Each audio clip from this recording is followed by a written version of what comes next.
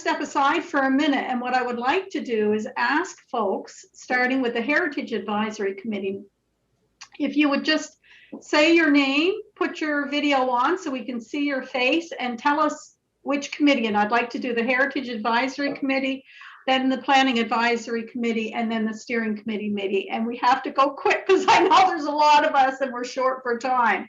So let's start with the Heritage Advisory Committee. Can you just introduce yourself? And yes, thank you, Susan. I'm Stephen Ernst. I'm chair of the Heritage Advisory Committee, but having said that, I'm also on the PAC and the Steering Committee, so I'd be here anyway. I'm Oliver Osmond, and I'm on the Heritage Advisory Committee as one of the representatives from the Heritage Society. thank you, Oliver. I'm Virginia Stephen, and I was just appointed to the Heritage Advisory, so this is my first meeting. Welcome, Virginia. Good to see your Thank face. Yes, I wanted to take the opportunity to welcome Virginia as well. I haven't talked to you yet since your appointment, but we're glad to have you aboard. Great, thank you. I am Jenny Birtles from Town Council and on the Heritage Committee. Thank you, Jenny. And I'm going to have to take my face away because I'm at home and I have kids in the background. So I'll be cutting in and out. Nathalie? I'm Nathalie Irving. I'm the Heritage Advisory Committee as a representative of the Lunenburg Heritage Society. Thank you. If I'm next, I'm Arthur McDonald. I'm the staff representative for the Heritage Advisory Committee. Thank you, Arthur. Do we have any other members? Oh, I'll jump in. I'm on PAC, Ed Halverson, counselor. Hi, Susan. Hi, Ed. Okay, I like we'll your start. office. Thank you. We'll start with the Planning Advisory Committee, following the Heritage Advisory Committee. So who else would like to go from the pack? Well, I missed my opportunity with Heritage, but I'm Matt Risser, the mayor of Lunenburg, and I'm technically ex officio on all committees. Thank you, Matt. I'll jump in. I'm Susan Sanford. I'm chair of the Planning Advisory Committee, also on Town Council, and a member of Project Lunenburg Steering Committee. Hi, everyone. I'm Jack. I'm on the Planning Advisory Committee as well, newly appointed. So nice to see everybody, and this is my first meeting as well. Welcome, Jack. Hi, everyone. Jerry Rolfson. I'm a member of the Project Lunenburg Steering Committee, and I think I'm the rookie member of the Planning Advisory Committee. Welcome, Jerry, in all capacity. Who else are we missing? Hi, I'm Derek Kinsman. I'm on the Planning Advisory Committee. Nice to meet you, Derek. I haven't met you yet. Anyone else for PAC? So let's go to Project Lunenburg Steering Committee.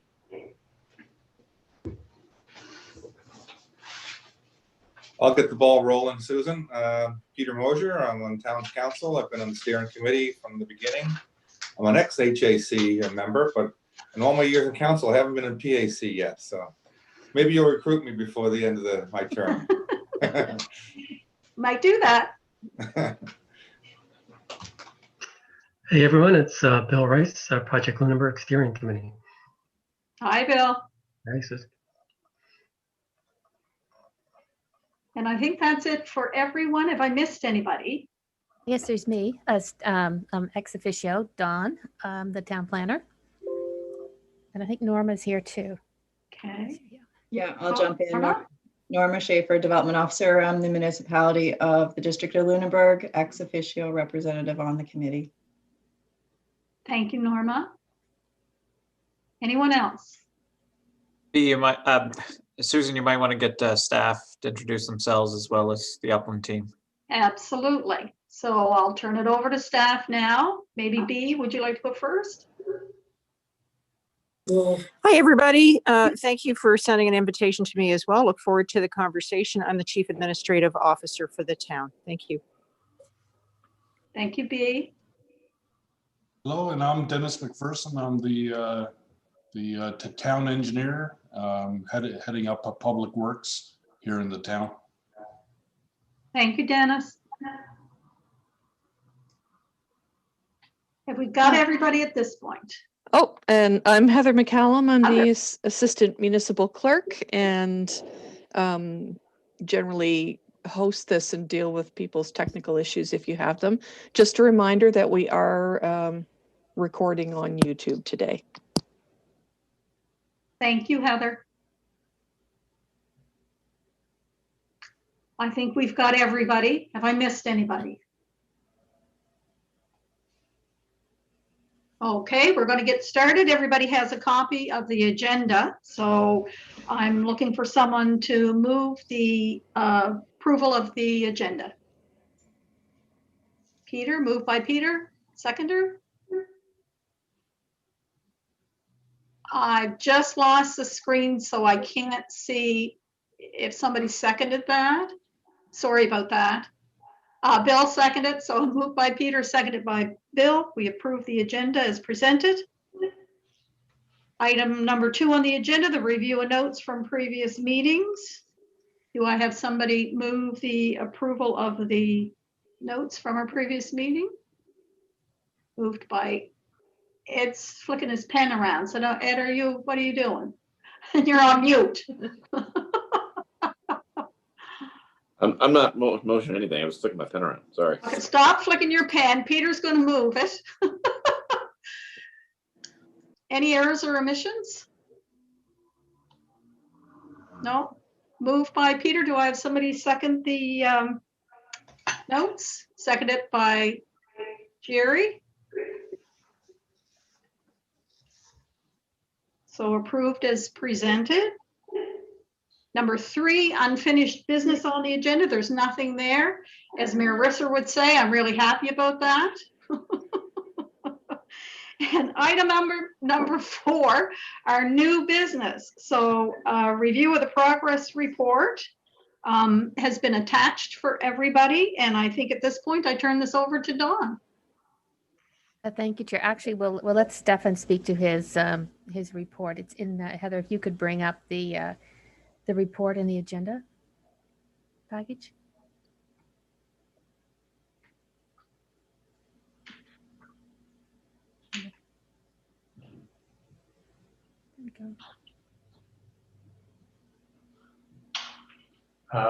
This is the December report. There is a January version. Shoot, I must have put the wrong one in, did I? No. Oh, no, you know what? That's part of the minutes. Yeah, there's the right one. Oh, yeah, there we go. Yeah. We're farther along than that. Yeah, so it's we can make this pretty brief. We've been working on the draft LUB and FPS documents, and Ian and I will walk you through the actual Gantt chart and timeline as part of our short presentation. And we are still finalizing the change order for the Heritage Conservation District Plan review. And again, we'll walk you through the Gantt chart as well. And that drafting work continues over this month. And then there's a whole bunch of other subsequent tasks that, again, we'll point out when we walk you through the Gantt chart. Good. Thank you. Dawn, I have this as part of my presentation. Yeah. That Gantt chart's in the big presentation, so it's there twice. Yeah. I put it in. I don't know if I sent you that. I put this one in and your 2 Gantt charts in the main presentation, if you need them. Great, thanks.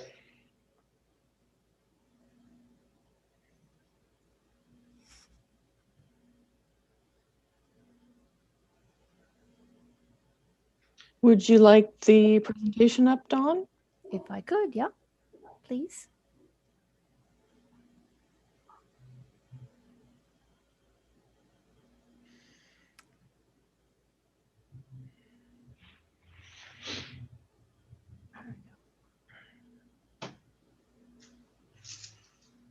Heather, there's no way to share control, is there?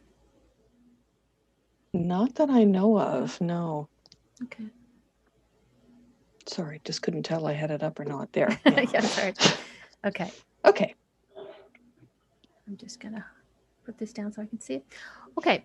So what I've done here, it's a really large presentation, but I designed it to be used as a reference or as a resource manual as well. So what I did last night, I put it into a booklet form. So everybody I'll send that around after the meeting. Maybe Arthur, if you could send it to Heritage. So what's in this, it's an overview of what the steering team does, what the PAC does, and what the Heritage Advisory Committee does. So I've included your terms of reference, the act. So you'll have a reference to what act you're under, the PAC, it's the Municipal Government Act. And then when we were reviewing the approval process, so our public participation policies and the legislative process as well. And then I'm going to hand it over to Stefan and Ian to go through the integrated processes and that. So Heather, if you could forward it, please. So the agenda, just what I said, the background, this is a bit from Mayor Rizzer's presentation that I've incorporated into this. So a little bit about the background of the comprehensive community plan, and then how it relates to planning and heritage documents. And then if you can go ahead, please, Heather. And then again, the relationships and responsibilities and the expectations, Stefan, and then a question and answer period. Okay, next one, please. This is going to go pretty fast. So I'm hoping that everyone's had a chance to even skip through the comprehensive community plan. We call it the CCP. So basically what it is, it's a policy document. It's meant for now until 40 years into the future. It's basically a holistic shared approach and vision, and it's the foundation is community engagement. Next slide, Heather, please. I'm going to go fast.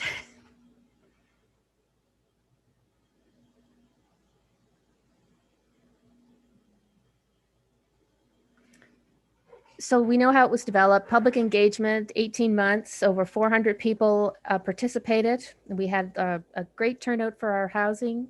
We had a great uptake by the survey. And you know, we have a number of discussion papers and what we heard reports on our Project Lunenburg page. Next one, Heather, please. 9 guiding principles, 10 strategic directions. And the purpose of this is that our land use and our heritage planning documents have to align with the CCP, because the CCP is our overall strategic plan and policy document for the town. And implementation is not just the town implementing it, there's capacity building. So we're working with the citizens, partners, and the town all together. Next one. This is our structure map. So here's what we have today. And the next slide is what we envision for tomorrow. And our documents are how we implement this vision. Okay. I wish I had control. Community assets. So this is what we have that's working for us. We have a ton of things. Working waterfront. We have the film industry. We have a hospital here, which is a huge draw to people. A lot of recreation facilities and a great educational background here. Okay. Some of our challenges are aging infrastructure, aging housing, aging people. So we need more housing. We need a greater variety of housing, and we need to coordinate our approval process. We need to, and open up new housing will bring new opportunities and younger families, and more diverse people coming to the town. Next. So what we do is we implement the 40-year plan in 5-year increments. So we cover all these 10 strategic directions in every 5 years. We set out the next 5 years. So 5 years, review, revamp, 5 years out until 40 years. And we're working on the 5-year plan now. So we're into the relationships. As we said, our CCP is built on community engagement. It also takes in best planning practices, a pile of research, and professional advice from engineers, planners, climate change experts, and the like. Next. So here's the relationship between heritage and planning. So this is our CCP. We have to all be on the same page, and all our regulations and rules and policies have to work together. They're interwoven. So they work together. We're all on the same page. So if you have a development, it can't be permitted under one set of rules and not permitted under another set of rules. They have to work complementary. So if we have a vision and we want to see housing of a certain type or form, or number of units, our heritage and our planning and our subdivision bylaw, they all have to work together. So that's what it's meant by integration here. Okay. So we're going to talk about the roles and responsibilities now. Go ahead, Heather. I'm going to talk about terms of references. Who are the members? What are the acts for the different advisory committees? What's under our public participation program? So there's different programs, and the approval processes. So we know that the comprehensive community plan steering team is an advisory group. So they're not exactly a committee of council, they're an advisory group. And their task is to oversee the comprehensive community plan project. And what they are is a steering team. They provide strategic leadership and governance oversight. Okay. So their purpose, this is from their terms of reference, is basically to monitor the quality of the project. And in the project is a new municipal planning strategy. So that's our planning policy. Land use bylaw, so that's our planning regulations, like our development and our zoning. The Heritage Conservation District Plan and Bylaw, and that was a recent amendment, and the subdivision bylaw as well. Okay. Here is who the steering team, we already did that. So we have council, and we have citizen representative, and we have 3 qualified experts. So all of the people, it's a little different makeup. Everybody who's on this steering team brings a certain skill or experience to the team. A little different than planning advisory or a heritage advisory or recreation committee, whereas you just have member representatives because they're a member of the public. These people have certain skills that they are bringing, like project management, development, community economic development, those types of things, architecture. Okay, a little different. And we went through this. Okay, who's voting, who's non-voting? So here's the act for the Planning Advisory Committee under the MGA, Municipal Government Act. Their purpose is to advise respecting preparation or amendment of the planning documents and anything having to do with planning. And these are the duties as assigned. So planning advisory, planning only. Go ahead. And we saw who's on here. Go, keep going. So here are the responsibilities. Carry out the Planning Advisory Committee duties under the Act, advise council, respecting the preparation amendment, and conduct a review or proposed amendments of the MPS, Municipal Planning Strategy, LUB, Land Use Bylaw, and subdivision, or any other relevant planning matters, such as public participation program. And that's who they're apprised of. Keep going.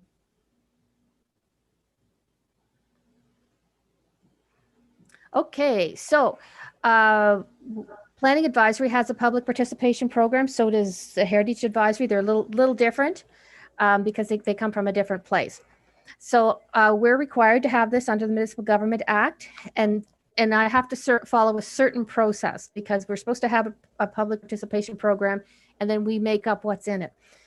So this is when we're doing the approval process, this is Planning Advisory. This is your role. This is what must happen under you. So for the documents, I have to put an advertisement in the paper. A notice posted every time you have a meeting. It's also on the website or in social media. I have to do that. So if we have a development agreement or a text amendment affecting a certain property, I have to send out letters to people within 100 feet, letting them know that there's an amendment. Okay, Heather. Also, we hold a public information meeting. So when I send out these letters, I tell them about the public information meeting, which is required. I have to put it in the paper and a notice in town hall. So when we do have a PIM, public information meeting, it is advertised, so people know about it. And council can accept, or not council, planning advisory can also have written submissions and hold public hearings. So you take, if somebody wants to write the planning advisory a letter, say you don't like the development agreement or you do like the development agreement, you can receive that as a planning advisory committee. Okay. And this is for council. The council shall make every reasonable effort to seek opinions of the public and reserve time for commentary, questions, or presentations on planning matters in the planning advisory committee meeting. So if someone wants to speak to development, they have the right to speak to a development under the presentation section of the planning advisory committee meeting. And public access. So public access is mainly, can they have the report, the planning report? And I can either email it to them or they can go on the website, those types of things. Your role here is to provide a recommendation to council. You don't approve or disapprove anything. You're an advisory body. So what's going to happen with the planning documents from Upland is you will be receiving them and you will make a recommendation on them. In the past, Planning Advisory Committee, we struggled to work through the MPS. We tried to do an internal review, and it was painful. It took so long. It had no budget. We were doing sections at a time and looking at every single word, and it was very, very difficult. And it was very difficult to get through. So, we're lucky that we're in Project Lunenburg, doing through Project Lunenburg now. So your role will be to look at what the professional planners have done with Upland and make a recommendation to council. If you want any changes to that, or you feel that it needs to be changed, you will be putting forward a second recommendation sheet. So you have the base document and any other recommendations. It's not for you to go in and rewrite what the planners have already done. So you recommend to council either the document as it is or suggest certain changes. And it goes to council. Okay. So after the planning documents are finished with council or with the planning advisory committee, it goes to council. And it's a very step by step. And you can't not take the right step because it's all under the Municipal Government Act. So it comes to council, the recommendation. And if everything usually goes forward to first reading, just because first reading is the time that you will give first reading and set a public hearing date. So it goes forward usually so that people's voices can be heard through public hearing. And public hearing that, you have to send out all your letters again. You have to put 2 ads in the paper 2 weeks in advance. Those types of things. There's written submissions you take in, oral submissions at the public hearing, and that's held in front of council. And with council, if a council member is not attending the public hearing, they don't get to vote at second reading. So it's important that council attend their public hearings so that they can vote. So say if it goes through second reading, I have to get B to sign 4 certified copies and everything, and all the background papers that were done, all the statistics, everything goes to the province to see if it hits on the interest statements, provincial interest statements, which this document absolutely will. It has to, it touches on housing, it touches on climate change, it has infrastructure, efficient use of infrastructure. So it will go to ministerial review. My doorbell's going off. I'm sorry if you can hear that. So the minister will be required to review this. It'll go for 60 days. And if it's approved, it can be approved as it is, rejected, unlikely, or approved with certain changes. Again, probably not. Once it comes back, it's not in effect until I put another advertisement in the paper. So it's a long process, but a necessary process to give the public lots of time for input. Okay, Heather. Now the Heritage Advisory Committee, So we have, it's a little different process. I'm sorry, there's people banging at my door. The Heritage Advisory is 2 members of council, and this is strange. No, next page, please. This is just authority to establish a Heritage Advisory Committee. Okay, and you can also have a combined, I think this is under, I'm not sure if it's MGA or the Heritage Act. You can have a combined Heritage and Planning Advisory Committee too. Lots of places have that. Powers of the Heritage Advisory Committee under the Act. They advise council respecting the inclusion of buildings, public building interiors, streetscapes, permission to alter properties, as you know, and there's a number of other things. If you can skip 2 slides ahead, Heather, I don't want to take too much longer. Yeah, and these are our members. We went through that. Responsibilities, we know that. To advise, same. I think the Heritage Advisory Committee has met a lot more than the Planning Advisory. Get the next one. This is basically just a repeat. Okay, that's your terms of reference. Okay, here's your public participation program. And Arthur, if you want to jump in here, please feel free. It's very similar to the Planning Advisory Committee. You have a public participation meeting. It's advertised. We post a notice. The Heritage Advisory can receive briefs or submissions. Next one.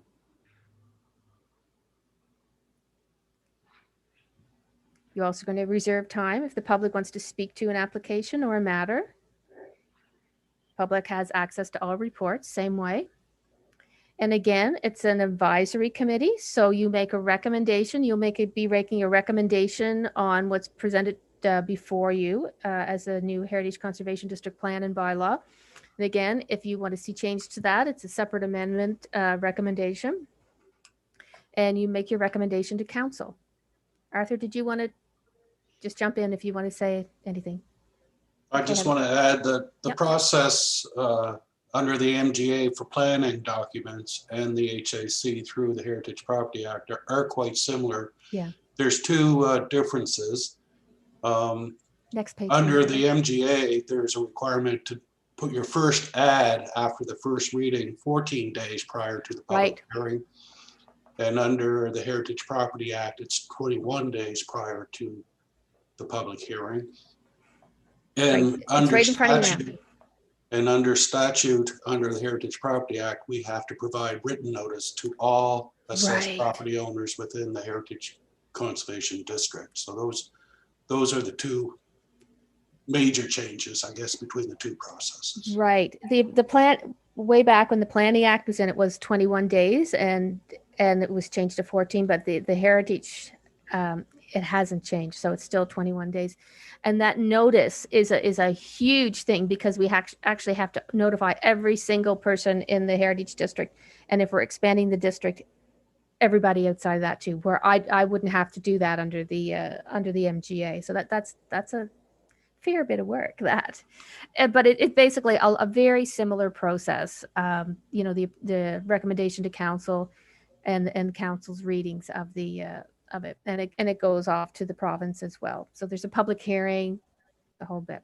Okay, Heather.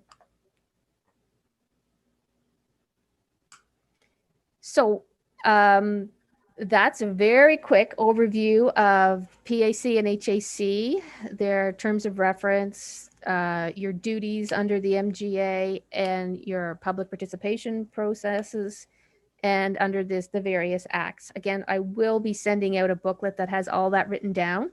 And if there's any questions, you can contact either Arthur or I.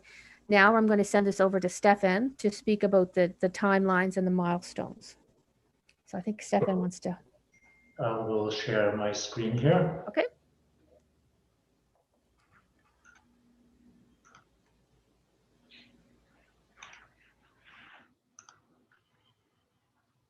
Can everybody see that slide? Yep. Great. Yeah, I thought we'd start with an introduction to our team because there's some people on this part of the project that you haven't met through Project Lunenburg previously. So first of all, we're tasked with drafting the MPS, LUB, and subdivision bylaw, which was part of the original scope of Project Lunenburg. And then we were also asked to review the Heritage Conservation Plan bylaw and design guidelines. So we have two teams on the left hand. Under the blue column, my colleague Ian Watson, who's here with me today, will lead the MPS LUB subdivision bylaw review.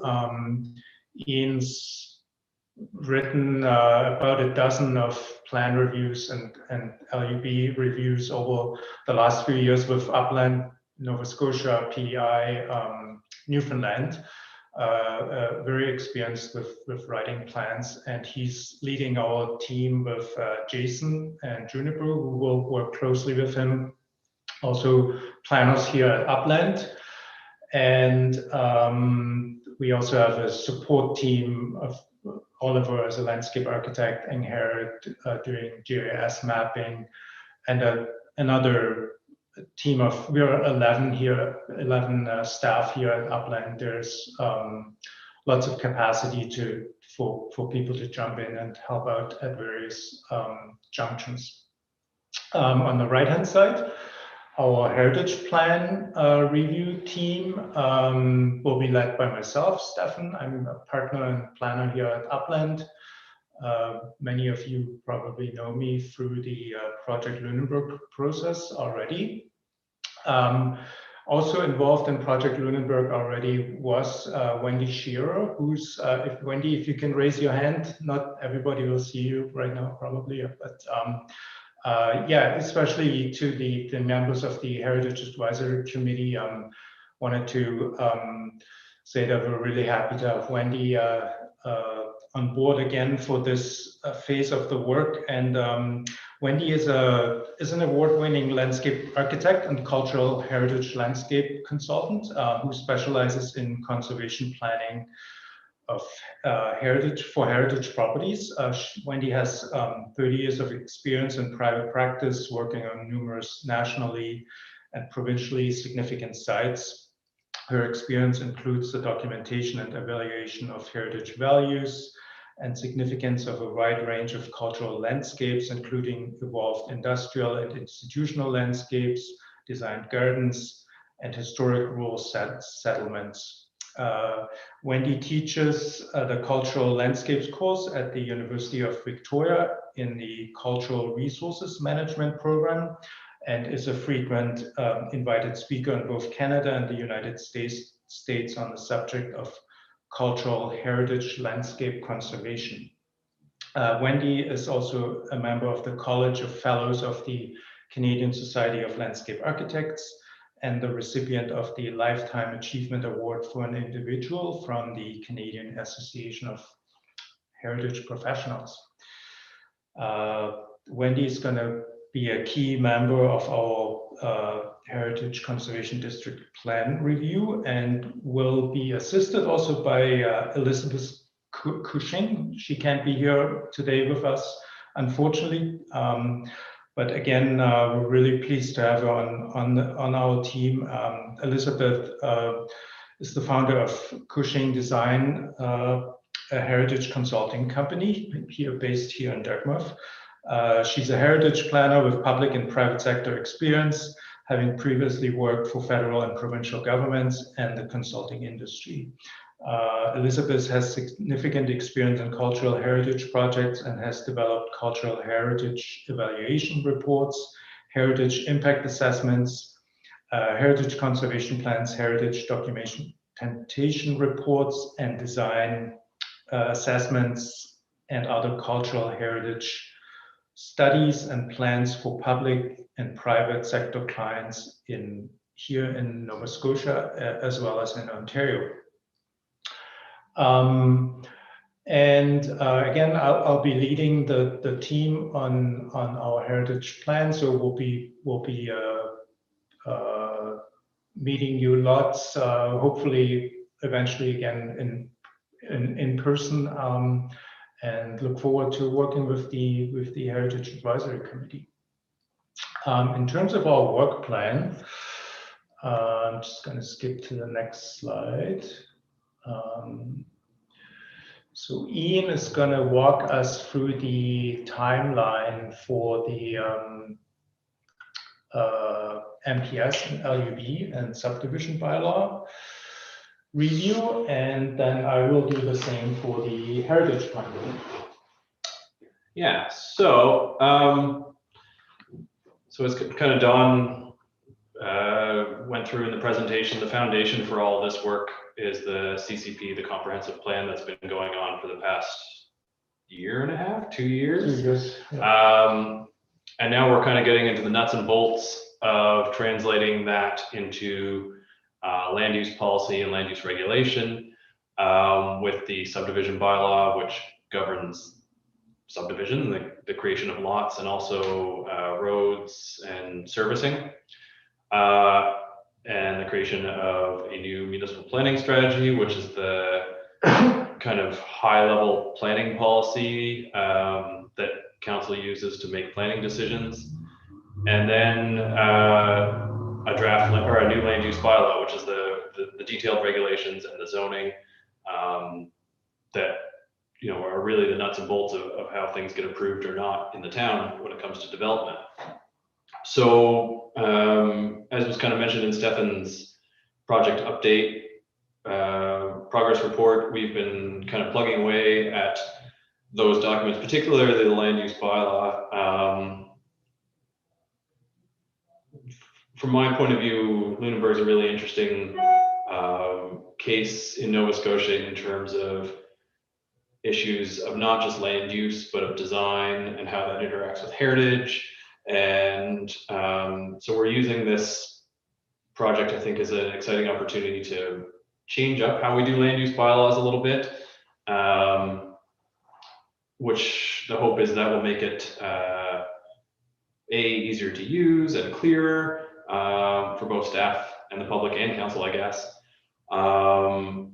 And will, particularly where there's a heritage context here, will also allow us to integrate those pretty well. But it does mean we're kind of really starting from scratch in many ways of how we do these land use bylaws. So that's really been the focus, making sure we get that right. So we've been plugging away at that, and then starting on the municipal planning strategy, and then a big supporting part of that is the mapping, the zones and all that kind of thing that go into these documents. And the plan is to kind of have an internal draft wrapped up by the end of this month, that we can get into with staff. Again, particularly because we're shifting how things are done a little bit and how things are formatted and organized. Want a fair bit of time there with staff, making sure that it's going to work for their day-to-day, that it all makes sense, that it covers, as much as there's these broad policy issues that we talk about in the CCP, there's a lot of little things that come up that staff here on the day-to-day. I get emails from Don, for example, the site height that signs have to be above the ground for protruding wall signs. It seems like a little thing, but for some people that's, it's make or break for their project. So there's all those little details that we need to go through with staff and make sure they line up with what they're hearing. And that will be a back and forth kind of over March and into April to get to a point where we have a polished first public draft to bring to you and to the public to really say, did we get this right? And does it line up with the CCP? Does it line up with what people's expectations are? Does it cover all the issues? So over the kind of, late mid-spring to early summer, April and May, releasing the draft online, and then having a series of public or PAC meetings to walk through the highlights of these documents, and particularly where things have changed, and you as, again, the planning advisory committee for your community, really getting into whether what we've done makes sense and hits all the important points. And at the end of that process, having a public open house, again, there'll be there's lots of time there for people to review it and digest it. and then have a public open house where we can, again, present the highlights and hear feedback. And during all this time, we'll be taking, you always get lots of written feedback on the documents. I assume we're probably updating Social Pinpoint. Yes. Yeah, so we have, if you hadn't used it yet, Social Pinpoint is an online mapping tool that was used heavily in the CCP process, and we'll be able to update that, for example, with the draft zoning, so that people can, see the physical map and they can leave comments on the map like, hey, this zone doesn't make sense on my property. There's a house here and you've zoned it commercial or whatever it may be. So there's a whole phase of feedback there, which we'll summarize to take to PAC, and then get some direction on how do we want to change the drafts to reflect all of that feedback. I'm just wrapping up a project in Queens County, region of Queens, and we just had, like a couple of weeks ago, had a really fruitful discussion. I think we're just at that phase in that project, where we had, there's probably 15 key topics that in the drafts that people had feedback on, and where there was really differing opinions on how those topics should be dealt with. RVs was a big one in their context around the lakes. And so we had a really, really fruitful discussion with PAC saying, how do you want to how do you want to move forward with these topics? And here we'll come with the options, but you as the body for your community will direct us on how to go with those.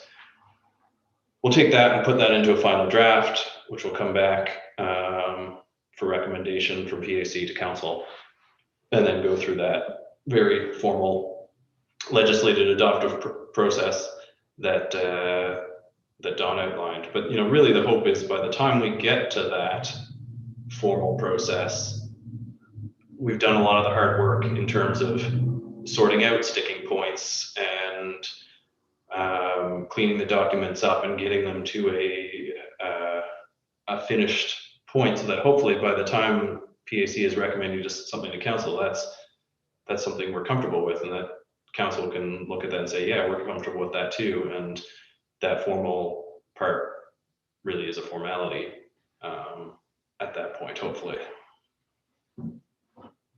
So that's kind of the goal, is to kind of have that wrapped up kind of the, I guess, late summer or midsummer. Yeah. Okay, great. I'm going to jump to the next slide. So for the Heritage Conservation District Plan, we're kicking things off next week internally with our team, essentially with reviewing all the current documents. So that is the background study that was drafted in 2018, the current HCD draft plan and design guidelines. We were also asked to review the heritage property bylaw. And of course, we'll look again at the CCP recommendations, because ultimately the goal here is to integrate those into the Heritage Conservation District Plan. We will submit an issues and opportunities list, so all the key sticking points or areas of improvement that we see, and discuss those, review those with staff. And then the bulk of the writing of the draft documents will take place in May, with, again, the documents that I mentioned now numerous times, and we'll also make sure those are well integrated with the new NPS and land use bylaw. There's some illustrations that will be added to the plans, GIS mapping and the document layout. And we will review those, again, those draft submissions with staff in the third phase. It's going to happen in June. And then things will be released publicly, similar to the plan review.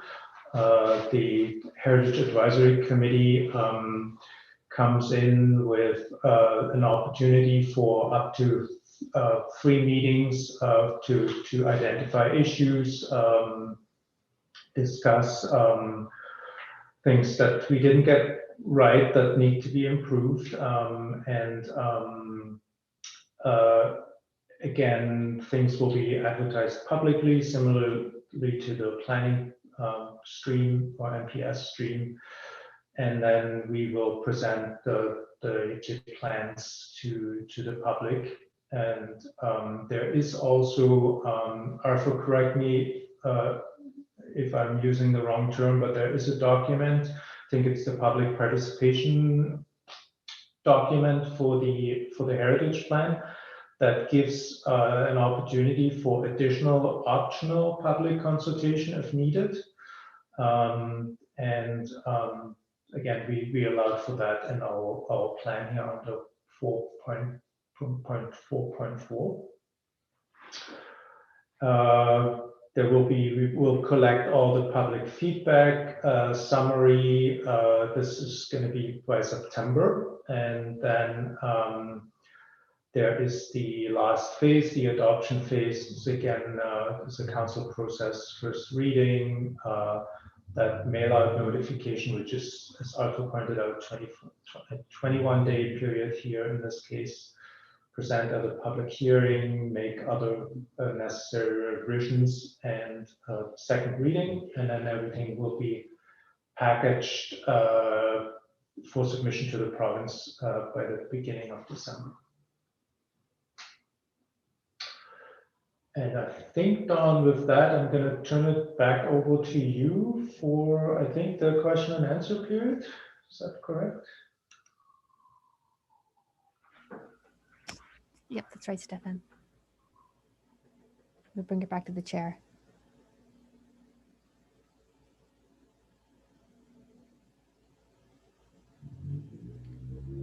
So thank you very much to staff, Dawn and Arthur both, for your presentations with regards to the Planning Advisory Committee and the Heritage Advisory Committee, and to Uplands and their team for reviewing the work that they've done to date and the plans for the next steps. We're going to look forward to those draft plans and documents. But right now, does anybody have questions for either Dawn or Arthur or Uplands team? Anyone? Jerry?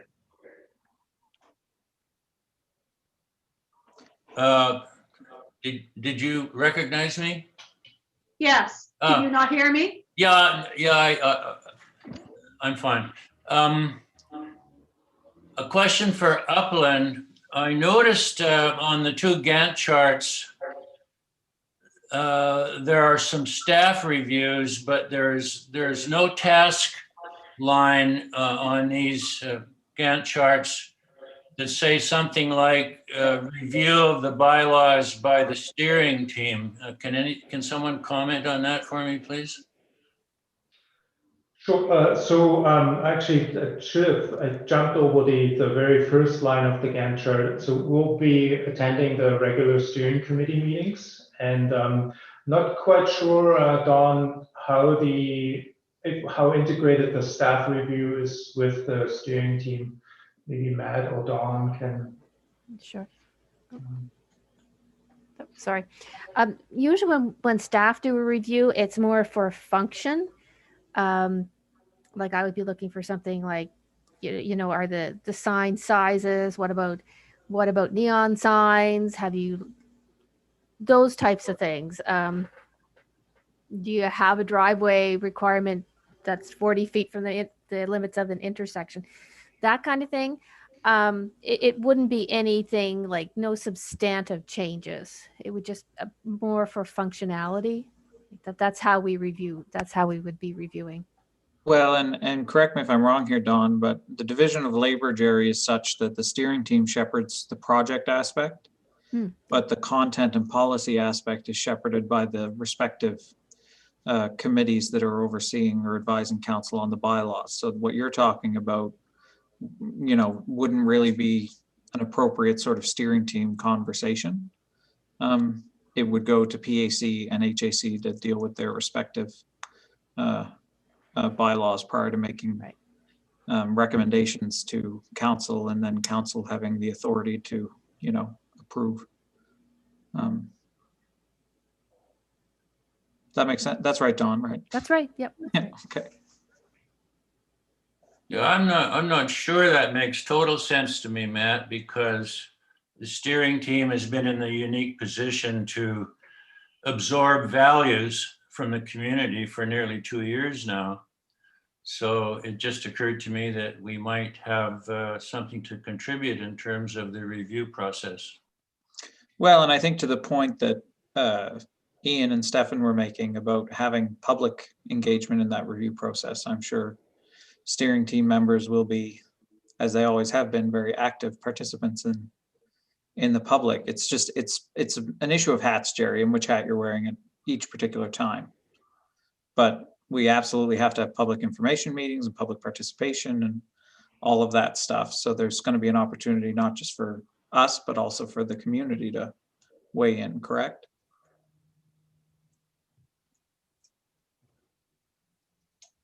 Any other questions?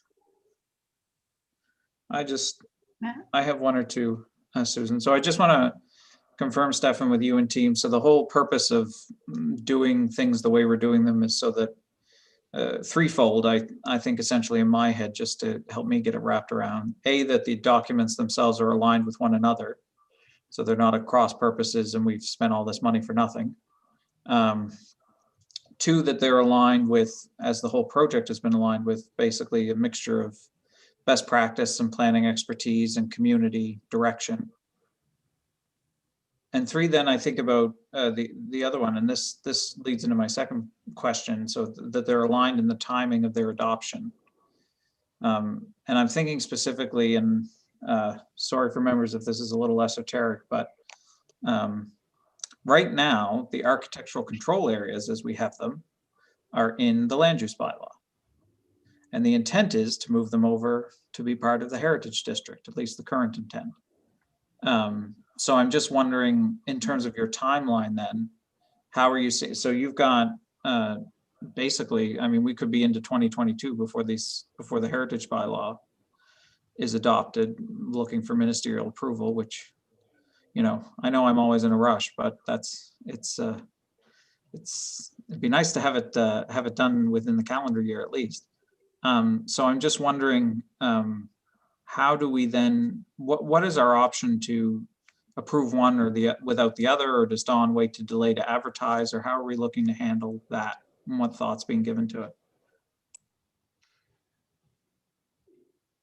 If I can chime in, that's always a problem. It's always a challenge with planning documents, especially when you have, there's really 4 documents we're dealing with here, and feel fortunate actually to be doing the subdivision bylaw at the same time as the plan and the land use bylaw. That's not always the case, and you end up again in those weird, the subdivision bylaw is saying one old thing and you've changed that for the plan, and how does that overlap?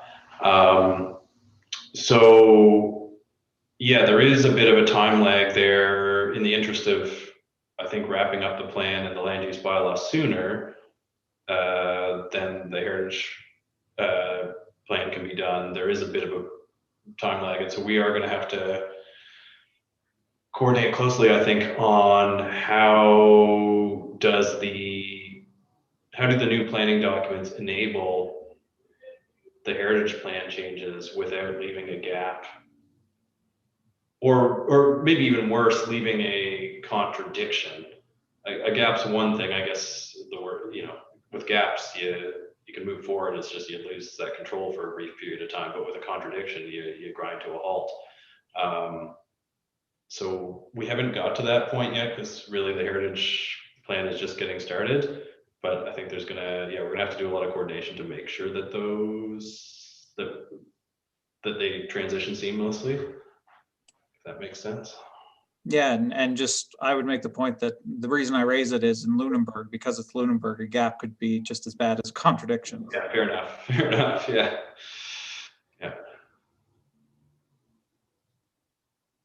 Any other questions? Derek? If I can unmute. Sorry. There was reference made in the presentation to the fact that the format of the some of the documentation would change and that some of the responsibilities would move, say, from PAC to the Heritage Committee and whatnot. Does the process provide, in advance of our reviewing process, does it provide with mapping of where things have made transitions from one jurisdiction to another, or something along those lines that will really be of great benefit to a review process?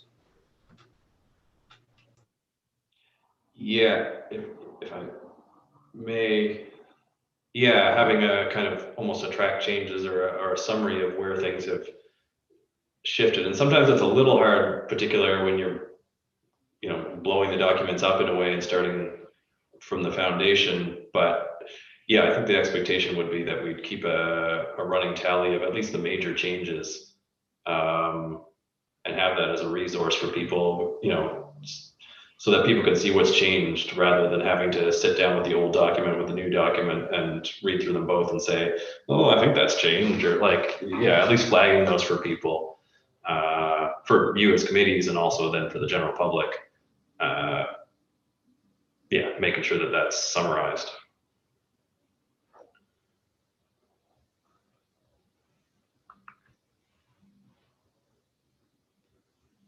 Any other questions?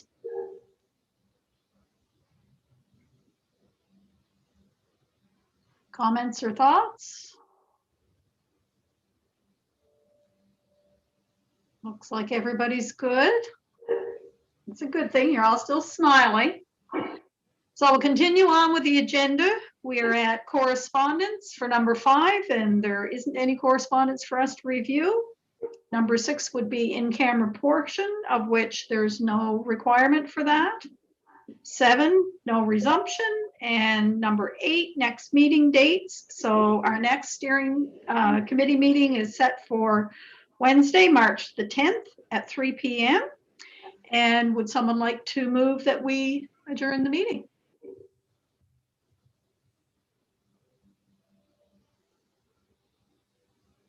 Moved by Stevens, seconded by Bill. Meeting adjourned. Thank you very much, everybody, for your time and for participating. Really appreciate it.